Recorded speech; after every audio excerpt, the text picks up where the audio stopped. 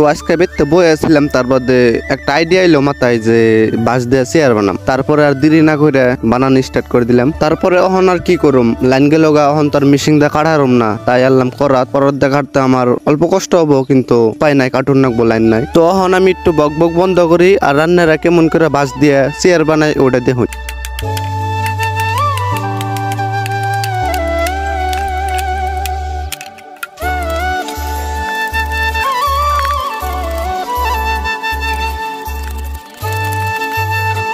তখন কাম করতে করতে আজান দিয়ে দিল, তখন যাব মসজিদে। আর চেয়ারের বাকি কামটিকে মসজিদে কোনে আহার পরে করুম ভাবছি, কারণ নামাজটা আগে। তারপরে এখন মসজিদে কোনে বেরতে এলাম, এখন চেয়ারের বাকি কামটিকে করুমো।